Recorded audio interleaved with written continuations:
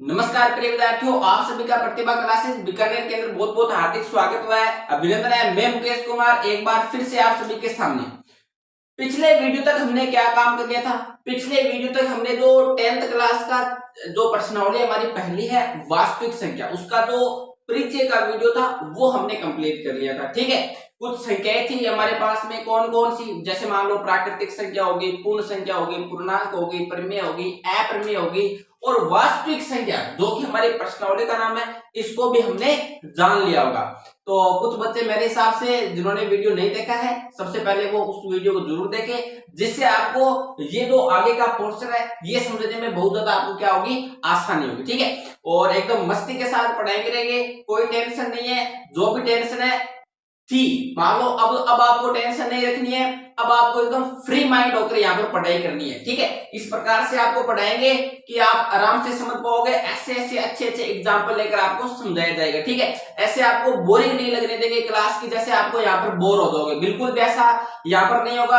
आप जो ये इस वीडियो को देखोगे एकदम आराम से आपको समझ में आएगा। बस शर्त ये रहेगी कि आपके हाथ में कॉपी और पेन होनी चाहिए। ठीक है, ऐसे नहीं कि हम लोग सो रहे हैं मोबाइल हाथ में देख रहे, तो ऐसा 90% चांस है कि इस सिचुएशन में आपको जरूर आलस आएगा और नींद आने लगेगी। ठीक है, ऐसा आपको बिल्कुल नहीं करना है। टेबल पर बैठ जाना है कॉपी पेन लेके, जिससे आपको आलस नहीं आएगा और प्रश्नावली को समझने में भी एकदम आसानी होगी। ठीक है, और अगर जो आपको वीडियो पसंद आए तो लाइक शेयर जरूर कीजिएगा। ठीक है, और हमें भी डाउट हो, मतलब जो भी आप पढ़ रहे हो, जहां पर भी आपको लगे कि यहाँ पर डाउट है, समझ में नहीं है, तो कमेंट करके जरूर बताइए, आपको फिर से उसके बारे में जानकारी जरूर मिलेगी। ठीक है, तो मैं स्टार्ट करूंगा। जैसे अगर जो आपने पिछला वीडियो नहीं देखा है तो कोई बात नहीं, मैं आपको बता देता हूँ हमने क्या क्या चर्चा की है। ठीक है, पिछले वीडियो हमने सर्वप्रथम क्या चर्चा की है, प्राकृतिक संख्या की। तो प्राकृतिक संख्या कौन सी होती है? जैसे आप सभी को पता है कि भाई सीधी सी बात है, मारवाड़ी में बोला तो आप कि प्रश्नावली का नाम है वास्तविक संख्या। ठीक है, चलो वास्तविक से कुछ पल्ले नहीं पड़ रहा, कोई बात नहीं, यहाँ पर नाम है संख्या,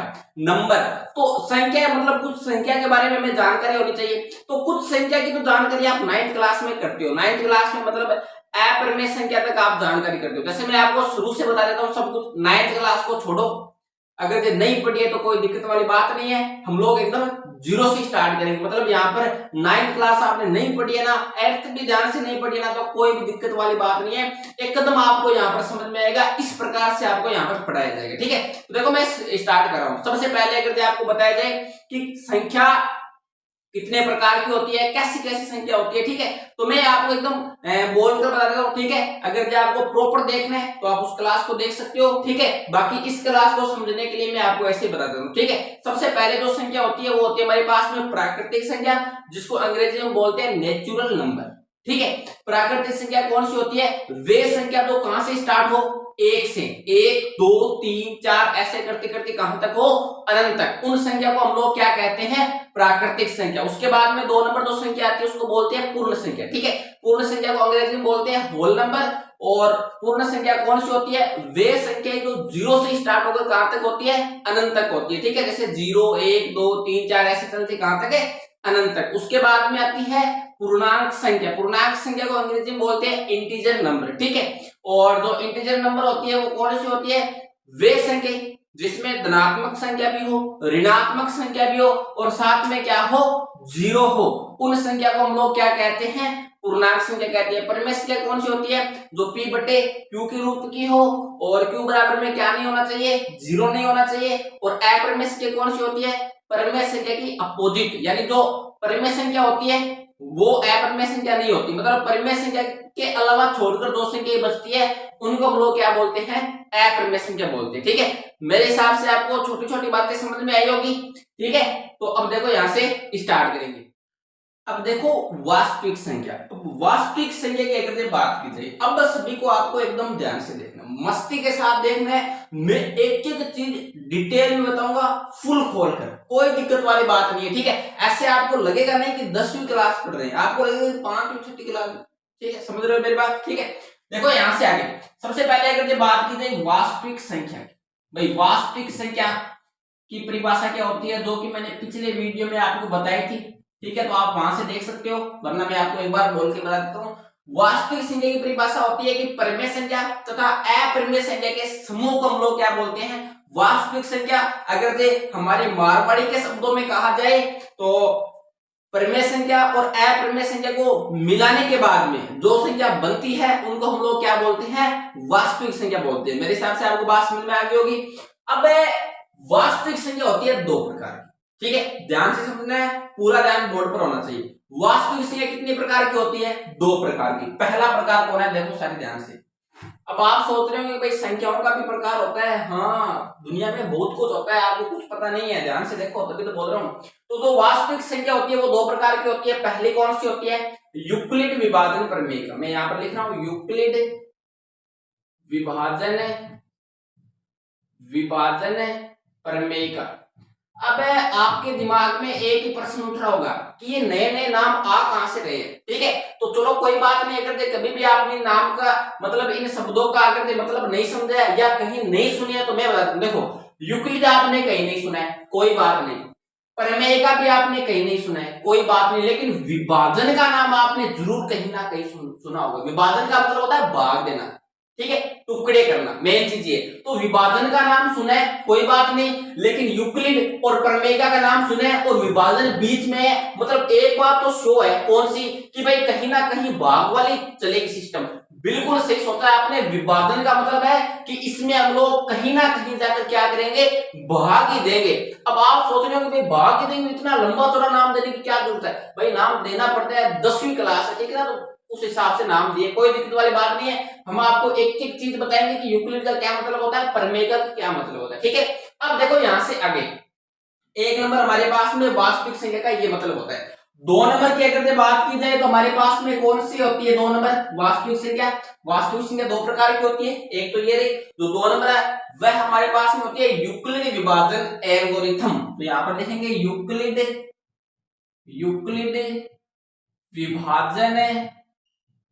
विभाजन एल्गोरिथम, ठीक है। तो बहुत ही दोनों बढ़िया प्रकार है, एकदम ध्यान से समझते हैं, ठीक है। विभाजन का मतलब आप समझ गए, भाग देना होता है। अब सबसे पहले हम लोग बात करेंगे प्रमेयिका शब्द की कि भाई प्रमेयिका का क्या मतलब होता है, ठीक है। सबसे पहले एक नंबर संख्या को समझेंगे, वास्तविक संख्या के प्रकार को, उसके बाद में दो नंबर को समझेंगे। दो नंबर तो ये समझो एकदम रसगुल्ला है, दो नंबर को ज्यादा टाइम नहीं लगेगा, रसगुल्ला खाने में जितना टाइम लगता है उतना दो नंबर संख्या समझने को टाइम लगेगा, ठीक है। लेकिन एक नंबर को समझने में टाइम लगेगा। कौन सा टाइम लगेगा, जैसे मान लो लोग ब्याह शादी में जाते हैं तो जो सब्जी होती है अगर जो उसके अंदर मिर्च ज्यादा हो तो उसको खाने में कितना समय लगता है उतना समय इसमें लगेगा, और इसमें कितना समय लगेगा, रसगुल्ला खाने में जितना समय लगता है उतना इसमें समय लगेगा, ठीक है। तो उस हिसाब से आप समझ लेना, मैं स्टार्ट कर रहा हूं। तो देखो प्रमेयिका का क्या मतलब होता है, प्रमेयिका का देखो यहाँ पर मैं आपको मतलब बताता हूँ। प्रमेयिका, देखो प्रमेयिका का मतलब होता है कि ये एक सिद्ध किया हुआ कथन है, ठीक है। एक बार मैं परिभाषा लिखता हूं, यह एक सिद्ध किया गया कथन है जो दूसरों को सिद्ध करने में सहायता प्रदान करता है। तो इसकी क्या परिभाषा हो जाती है प्रमेयिका की, कि यह एक सिद्ध किया गया कथन है। तो पहली बात दिमाग में आ गई, भाई कैसे सिद्ध किया गया है, अभी बताते हैं। जो दूसरों को सिद्ध करने में क्या करता है, सहायता प्रदान करता है। तो कैसे सहायता प्रदान करता है उसके बारे में भी आपको बताते हैं। जैसे छोटा सा एग्जांपल लेते हैं, ठीक है, इसके बारे में बाद में चर्चा करेंगे। इसको समझाने के लिए मैं आपको एक छोटा सा एग्जांपल देता हूं। कौन सा, जैसे मान लो हमारे पास में एक आयत है, सपोज करो आयत के बारे में आप सभी ने सुना होगा, ठीक है। जैसे कोरोना वायरस के बारे में सुना होगा, उसी प्रकार एक आयत भी होता है, ठीक है। तो जो आयत है उसमें ये तो होती है, ये हमारे पास में होती है लंबाई, ठीक है, और ये तो होती है हमारे पास में होती है चौड़ाई। तो हम लोग क्या करते हैं, हम लोगों ने क्या मतलब साइंटिस्ट लोगों ने इसका एक सूत्र बनाया था क्षेत्रफल का। तो इसके जो क्षेत्रफल का सूत्र था हमारे पास में, ये हमारे पर नहीं चल रहा है, इसको ले लेते हैं। जो ये क्षेत्रफल का सूत्र था हमारे पास में क्या था, तो इसके क्षेत्रफल का सूत्र था लंबाई गुना चौड़ाई, राइट। तो मैं ये बात कह सकता हूं कि जो आयत का क्षेत्रफल का सूत्र है ये एक सिद्ध किया हुआ है। कैसे, अगर जो हमारे पास में आयत की लंबाई कुछ भी हो, चौड़ाई कुछ भी हो, तो हम इसका क्षेत्रफल बता सकते हैं, राइट? क्यों? क्योंकि हमारे पास में इसके क्षेत्रफल निकालने का क्या है, सूत्र है। मतलब ये भी एक सिद्ध किया हुआ कथन है जो हम लोग सिद्ध कर सकते हैं, मतलब क्षेत्रफल निकाल सकते हैं, सिद्ध करने में इसकी सहायता ले सकते हैं, नहीं ले सकते। उसी प्रकार ये जो प्रमेय का है, ये एक क्या किया गया है, सिद्ध किया गया कथन है जो दूसरों को सिद्ध करने में क्या करेगा, सहायता प्रदान करेगा। ठीक है, बहुत आसान है, सिर्फ आप ध्यान से समझो इसको। ठीक है, मेरे हिसाब से आपको ये बात समझ में आ गई होगी, तो मैं क्या करता हूं, इसको यहां से मिटा देता हूं। अब देखो यहां से आगे आपको क्या बताते हैं। अब आपको बताते हैं भाई किस प्रकार ये मान लीजिए सहायता प्रदान करता है, कहां काम आएगा। सबसे पहले तो हमने एक बात की जिक्र किया था कि यहाँ पर विभाजन नाम है, मतलब कहीं ना कहीं भाग की बात चल रही है, तो हम लोग ऐसा एग्जाम्पल लेते हैं भाग वाला, क्योंकि भाग का काम चल रहा है तो भाग ही देते हैं यहाँ पर। जैसे मान लीजिए मैं एक काम कर रहा हूं, मेरे पास संख्या 19 है, तो इस 19 में मैं 3 का भाग देता हूं। ठीक है भाई, 3 का भाग वो किस में देता हूं, 19 में। चलो ठीक है, विभाजन है तो भाग तो देंगे भाई, ठीक है, इतना काम तो कर ही सकते हैं। तो मान लीजिए भाग दिया, तो यहाँ पर हमारे पास में हो जाएगा 6 3 18, पीछे कितना बचा, 1, क्योंकि यहां से घट जाएगा। अब आप सभी ने छुट्टी कक्षा में एक बात सीखी होगी, देखो एक चीज मैं आपको पहले क्लियर कर देता हूं, कौन सी, ठीक है, बीच में मैं आपको छोटी छोटी कुछ मस्तियां भी करता रहूंगा जिससे आपका क्लास में मन बना रहे। ठीक है, ऐसे मत समझना कि मस्तियां करें मतलब यहाँ पर उतनी अच्छी पढ़ाई नहीं होगी। मस्तियों का मतलब होता है, जैसे आप सभी को एक बात पता होनी चाहिए कि जो ऑनलाइन क्लास होती है वो लेना बहुत ज्यादा कठिन होता है बच्चों के लिए, क्योंकि ऑफलाइन में तो टीचर एकदम ऐसे खड़ा होता है, एकदम एकदम आंख काटता है हम, एकदम समझ रहे हो ना। लेकिन ऑनलाइन में क्या होता है, ऑनलाइन में हम आपको उतना कह नहीं सकते ना, आपको देख सकते हैं, ठीक है, लेकिन आप हमें देख सकते हो, थोड़ी सी क्लास में मस्ती होती रहती है ना, तो आपका भी मन लगा रहता है। ठीक है, और वैसे आपको एकदम जीरो से पढ़ाएंगे, ऐसा कोई डाउट नहीं छोटे मन में जिससे आपको पूछना पड़े। ठीक है, एकदम आराम से, आपको बस शर्त यह है कि देखना है पूरा वीडियो ताकि आपको समझ में आए। अगर ये नहीं समझ में आए तो एक बार फिर से देखो, देखो कहां पर समझ में आएगा, जाएगा कहां, हमसे बड़ा थोड़ी है वीडियो, हमसे ज्यादा मतलब दिमागी थोड़ी है वीडियो, आराम से समझ में आएगा, एकदम 1 मिनट में समझ में आएगा, लेकिन आराम से देखो इस वीडियो को। ठीक है, अब देखो यहां से आगे, जैसे आपने छोटी क्लासों में सीखा होगा कि ये तो होता है हमारे पास में 3, इसको हम लोग क्या बोलते हैं, जैसे मैं इस ब्लैक पेन से लिखता हूं, ब्लैक मार्कर से, इसको हम लोग क्या बोलते हैं, इसको हम लोग बोलते हैं भाजक। देखो अब इंपॉर्टेंट चीज बता रहा हूं, ध्यान से देखना, इसको हम लोग बोलते हैं भाजक। ठीक है, और इसको हम लोग क्या बोलते हैं, इसको हम लोग बोलते हैं भागफल। क्या नाम होता है इसका, भागफल। अब जो नीचे बच जाता है उसको हम लोग क्या बोलते थे, शेषफल, राइट। तो ये हमारे पास में हो जाता है शेषफल। अब देखो यहां से आगे जो ये तो होता है, इसको हम लोग क्या बोलते हैं, इसका नाम हमारे पास में होता है भाज्य। क्या नाम होता है, भाज्य। यहां तक मेरे हिसाब से आपको पूरी बात समझ में आ गई कि कौन सा भाजक होता है, कौन सा भागफल होता है, कौन सा भाज्य होता है, ठीक है, और कौन सा शेषफल होता है। अब यहां से हमने एक सूत्र बनाया, हमने मतलब मैंने नहीं बनाया, ठीक है, आप लोग मेरे पे गुस्सा मत होना, ये सब कुछ साइंटिस्ट लोगों ने बनाया जिससे आपका माइंड डेवलप हो सके, आप बड़ी बड़ी चीजों को जान सके। ठीक है, वैसे प्रश्न उठना जाहिर सी बात है कि सर ये काम कहां आते हैं, तो ये रियल लाइफ में भी काम आते हैं। कहां पर आते हैं, जब आप हायर मैथमेटिक्स पढ़ते हो 11वीं 12वीं में, उसके बाद में आप इंजीनियरिंग करते हो, ठीक है, तो वहां पर ये मैथमेटिक्स काम आती है, इससे आपका माइंड डेवलप हो जाता है, तो आप बड़ी बड़ी चीजों को जानने लग जाते हो। ठीक है, उस हिसाब से आपको पढ़ना है, और ये चीजें अगर जब आप कंपटीशन का पेपर देते हो, राजस्थान पुलिस, किसी XYZ, तो उसमें आपको ये चीजें काम आती है। ठीक है, तो आप सभी को ध्यान से देखना है ताकि आपको कहीं भी दिक्कतें नहीं है। अब देखो यहां से आगे मैं आपको बता देता हूं, हमारी बात ये थी कि जो भाजक होता है इसको शॉर्टकट हम लोग लिखेंगे बी से। किसे लिखेंगे, बी से। ध्यान रखना, भाजक का मतलब हो गया शॉर्टकट में बी। शेषफल को शॉर्टकट में बोलेंगे हम लोग आर, ठीक है। उसके बाद में भागफल को शॉर्टकट में हम लोग लिखेंगे क्यू, और भाज्य को हम लोग शॉर्टकट में लिखेंगे ए। तो इन बातों का आपको क्या रखना है, ध्यान। तो यहां से हम लोग एक बनाते हैं सूत्र, जो कि यहां पर लिखे ना कि ये एक सिद्ध किया गया कथन है। तो कौन सा सिद्ध किया हुआ कथन है, हम जो यहां पर सूत्र बनाएंगे ना उस हिसाब से काम करेंगे। देखो यहां पर हम लोग कौन सा सूत्र बनाते हैं, तो यहां पर हम लोग सूत्र बनाएंगे कि हमारे पास में एक सूत्र होता है भाज्य बराबर में भागफल गुणा, या भाजक गुणा भागफल, या भाजक गुणा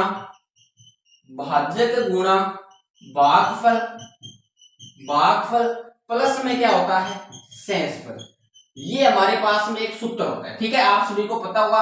अब ये सूत्र बराबर है कैसे सिद्ध हुआ अभी मैं बताता हूँ। इससे पहले मैं आपको एक छोटी सी बात बताता हूँ, मैं बताना भूल गया था। कौन सी बात? एक चीज सारे नोटिस करो, एक हमारे पास में है सेंसफल, जो ये सेंसफल होता है ये 0 से बड़ा हो सकता है। एक चीज तो आपको माननी पड़ेगी, ठीक है, मेन चीज बता रहा हूं यहाँ पर।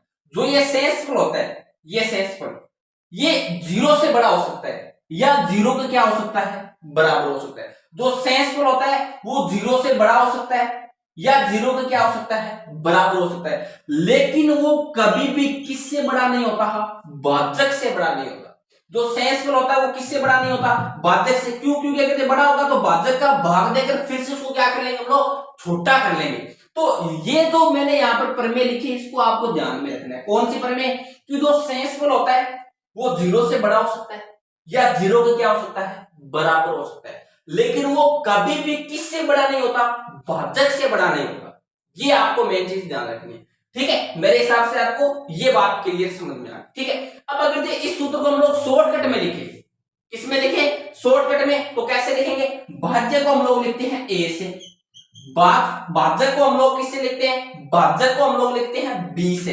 तो यहां पर हो जाएगा बी, और गुणा में भागफल को लिखते हैं क्यू से, और प्लस में शेषफल को लिखते हैं आर से। तो हमारे पास में एक सूत्र बन जाता है ए बराबर बी गुणा क्यू प्लस में आर, ठीक है। यहां तक मेरे हिसाब से आपको थोड़ा थोड़ा समझ में आ रहा होगा। अब मेन चीज है कि सर जी ये सूत्र हम लोग रटे कैसे, ये बना कैसे? भाई मेन चीज ये होती है कि भाई ये सूत्र कैसे सही है, हम लोग कैसे पता करें? अभी 1 मिनट में पता कर सकते हैं। कैसे? देखो हमारे पास में ए कितना है, ए हमारे पास में होता है भाज्य 2 के में दे रखा है 19, ठीक है भाई, यहाँ पर 19 रखो, कोई दिक्कत वाली बात नहीं है। बराबर है तो बराबर, बी हमारे पास में कितना है 3, बी का मतलब हो गया भाजक 2 की हमारे पास में है 3, इंटू क्यू हमारे पास में कितना है, क्यू का मतलब हो गया भागफल 2 के हमारे पास में है 6, प्लस सेंसफल हमारे पास में कितना है जो बच जाता है आर, वो हमारे पास में कितना है 1, तो यहाँ पर लिखो 1। अब इसको सरल करो, यहाँ से 19 इज इक्वल टू 3 इंटू 6 क्या हो जाएगा हमारे पास में 18, ठीक है, 18, और प्लस में कितना है हमारे पास में 1, और यहां से देखो आगे 19 बराबर 18 और 1 कितना हो गया 19। देखो दोनों जो लेफ्ट हैंड साइड है वो राइट हैंड साइड के बराबर आ रहा है, इसका मतलब ये सूत्र एकदम क्या है, राइट है। दोनों चीजें हमारे पास में क्या आ रही है, बराबर आ रही है, ठीक है। तो मेन चीज क्या है, यहां से आपको सीखने के लिए क्या मिला है, इसको कैसे हम लोग आगे प्रश्नों में यूज लेंगे, इसको कैसे प्रश्नों में अप्लाई करेंगे, वो सब कुछ आपको धीरे धीरे समझ में आएगा। मेन चीज यहां से आपको क्या समझ में आई है कि प्रमेयिका का यही मतलब होता है कि ये एक सिद्ध किया हुआ कथन है, मतलब कहने का मतलब ये एक सूत्र है जो हम लोग आगे प्रश्नों को हल करने में इसका प्रयोग में लेंगे। इससे मेन चीज क्या है कि यहां पर नाम है विभाजन। जैसे आपने छोटी कक्षा में चीज के बारे में जानकारी सीखी होगी, कौन सी, आपने HCF निकालना सीखा होगा। HCF का मतलब होता है हाईएस्ट कॉमन फैक्टर, हिंदी में बोले तो महत्तम समापवर्तक, ठीक है, HCF। तो यहाँ पर HCF आप छोटी कक्षा में कैसे सीखते थे? HCF जैसे आपको 2 संख्याएं दे दी, जैसे मान लो 15 और 16 दे दी, तो उसका आप HCF कैसे निकालते थे? 15 का भाज्य गुणनखंड करते थे, उसके बाद में 16 का भाज्य गुणनखंड करते थे, उसके बाद में उसमें जो कॉमन आता था, कॉमन मतलब जो दोनों में होता था, वो हमारे पास में क्या होता था, HCF। लेकिन वही काम हमें यहाँ पर करना है 10वीं क्लास में, लेकिन वो था छोटी क्लासों का काम और ये हो गया यहाँ पर बड़ी क्लासों का काम। मतलब यहाँ पर इसी यूक्लिड विभाजन प्रमेयिका से हम लोग क्या निकालने वाले हैं, HCF निकालने वाले हैं, इस सूत्र का प्रयोग करके। मेरे हिसाब से आपको छोटी छोटी बातें समझ में आ रही होगी कि हम लोग क्या करेंगे, HCF निकालेंगे। HCF का क्या मतलब हो गया, हाईएस्ट कॉमन फैक्टर, महत्तम समापवर्तक। क्या मतलब होता है, महत्तम समापवर्तक। मैं लिख भी देता हूं, इसका मतलब होता है महत्तम समापवर्तक, ठीक है। इंग्लिश में इसको बोलते हैं हाईएस्ट कॉमन फैक्टर, ठीक है। तो आप सभी को क्या समझना है कि जो यूक्लिड विभाजन प्रमेयिका है ये एक सिद्ध किया हुआ कथन है जो दूसरों को सिद्ध करने में क्या करता है, सहायता प्रदान करता है। यानी कि जब हम लोग अक्षेप निकालेंगे तो उसको निकालने में हमारे क्या करेगा, सहायता प्रदान करेगा। और अक्षेप कैसे निकालेंगे, इसी भाग जो हम लोग भाग विधि है मतलब इसी तरीके से निकालेंगे अक्षेप। किस सूत्र का प्रयोग करके, इस भाज्य बराबर भाजक गुणा भागफल प्लस में शेषफल। और ये एक चीज आपको खास करके याद रखनी है और एक आपको ये सूत्र याद रखना है, ठीक है। ये इसका है वास्तविक संख्या का पहला प्रकार। यहां तक मेरे हिसाब से आपको बात है समझ में आ गई। अब आप सोच रहे होंगे कि भाई चलो ठीक है, पहली बात तो हमारी थोड़ी थोड़ी समझ में आई, कोई बात नहीं, लेकिन जो कि दूसरी बात है यानी यूक्लिड विभाजन एल्गोरिथम, ये कौन सी बला है, इसको कैसे समझे, तो ये आप 1 मिनट में समझ जाओगे। कैसे, इसकी तो परिभाषा इसको मैं बताऊंगा ही नहीं, यहां खड़े खड़े आपको समझा देता हूं, इसकी मैं गारंटी देता हूं। कैसे, देखो जो यूक्लिड विभाजन एल्गोरिथम है, ये यूक्लिड विभाजन प्रमेय का कि जो चरण है इसको हम लोग क्या बोलते हैं, यूक्लिड विभाजन एल्गोरिथम। कहने का मतलब ये है कि जो हमारे पास में गणितज्ञ थे वो बैठे बैठे बोर हो गए, उन्होंने सोचा नहीं वास्तविक संख्या को एक भाग में नहीं 2 भाग में करते हैं। तो जो कुछ आप जैसे खुरापाती दिमाग वाले थे उन्होंने क्या किया, ये नाम दे दिया यूक्लिड विभाजन एल्गोरिथम है और बोला तो यूक्लिड विभाजन प्रमेय का कि जो चरण है मतलब जो करने की पद्धति है, जो करने का तरीका है, इसी को हम लोग क्या कहेंगे, यूक्लिड विभाजन एल्गोरिथम। बस यही है 2 नंबर हमारे पास में, वास्तविक संख्या का जो 2 नंबर है यही है। मैं एक बार फिर से साफ सुथरी परिभाषा लिख देता हूं ताकि आपको क्लियर समझ में आ जाए। यूक्लिड विभाजन एल्गोरिथम का मतलब होता है कि यूक्लिड विभाजन प्रमेय का, यूक्लिड विभाजन प्रमेय का कि जो करने का प्रोसेस है, जो करने का तरीका है, जो हम लोगों ने जो चरण किए, यानी यूक्लिड विभाजन प्रमेय का के चरणों को ही हम लोग क्या कहते हैं, यूक्लिड विभाजन एल्गोरिथम कहते हैं। अगर जो आपको इतनी बात समझ में आ गई तो आपको प्रश्नावली 1.1 में कहीं दिक्कत नहीं आएगी, इस चीज की मैं गारंटी लेता हूं, ठीक है। और अगले वीडियो में हम लोग क्या करेंगे कि जो उदाहरण नंबर 1 से 4 तक उदाहरण है उनको हल करेंगे और उसके बाद में 5 प्रश्न है उनको हल करेंगे, ठीक है। अगले वीडियो में इस वीडियो को आप आराम से देखें और इससे पहले वाला वीडियो इंट्रोडक्शन वाला उसको भी देखें, जिससे आपको सभी प्रकार की जो संख्याएं हैं वो क्लियर हो जाएगी, ठीक है। अगले वीडियो में मिलते हैं, धन्यवाद, जय हिंद।